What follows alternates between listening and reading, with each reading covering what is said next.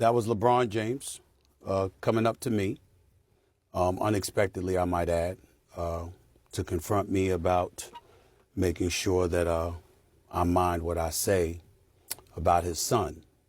Can't repeat the words because they ain't suited for FCC airwaves. That's what he was doing. I thought long and hard about this over the last few hours because I had no intentions, Molly, of talking about this at all. Yeah. And the reason why is because it was a one-on-one, I wouldn't say a conversation, but it was a one-on-one confrontation. But then I wake up and everybody from ESPN and my agent and everybody else were sending me that this thing had gone viral. And so ultimately it was unavoidable, and that is why I have to discuss it now. That wasn't a basketball player confronting me. That was a parent.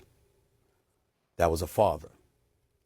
And I can't sit here and be angry or feel slighted by LeBron James in any way in that regard. By all accounts, he's obviously a wonderful family man and a wonderful father who cares very, very deeply about his son. And based on some of the comments that he had heard, or shall I say, I think he thought he heard, he clearly took exception to some of the things that he heard me say, and he confronted me about it. For the record, his agent and friend, Rich Paul, has my number. Maverick Carter, who works under him, has my number. LeBron James knows how to get in contact with me if he wanted to. He never called, because had he called and wanted to talk to me, I would have accepted that call. Had he wanted to see me, I would have flown out and I would have seen him and I would have had a conversation man to man. But that is not what he elected to do. Instead, he elected to confront me while I was sitting courtside. Ari Emanuel, the head of William Morris Endeavor, one of the agencies that represents me, along with Larry David, were sitting courtside. I was with them for the game. And he walked right up to me and he said what he had to say.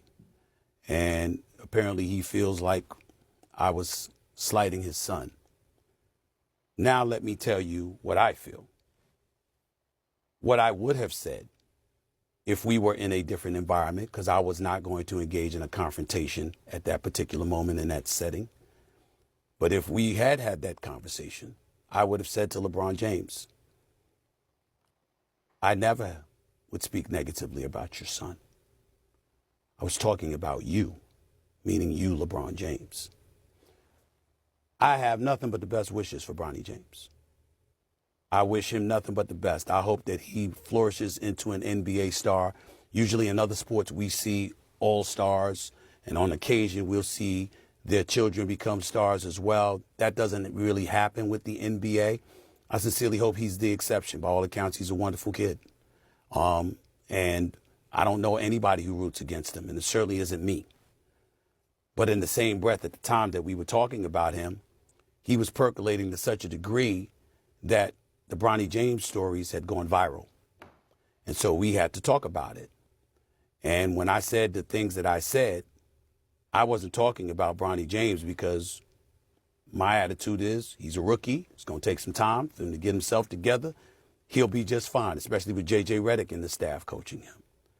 I was talking about the position that he was put in by his dad, because LeBron James has been on the record and he has said, and I'll read the quote here. There was a quote that he gave in February of 2024. The work and results will ultimately do talking, no matter what the size. If y'all don't know, he doesn't care what mock drafts say. He just works, earned, not given, etc., etc. But he also had said that his son could play on the Lakers right now, and he was better than half the dudes in the NBA. In the aftermath of all of that, he instructed everybody before the draft that y'all want me, draft Bronny. Wherever Bronny is at, that's where I'll be. I'll do whatever it takes to play with my son for a year. It's not about the money at that point. My point months ago was that because of who you are, one of the top two players in the history of basketball, in my estimation, there's an immense amount of pressure that comes with that for his son. And when he talked like that and what have you, anything that goes awry as it pertains to his son, there's going to be a microscopic eye, even more intensified, on Bronny James because of his dad. And that's when I was talking about, come on, man, this is the situation that you're putting him in. That's where I was coming from.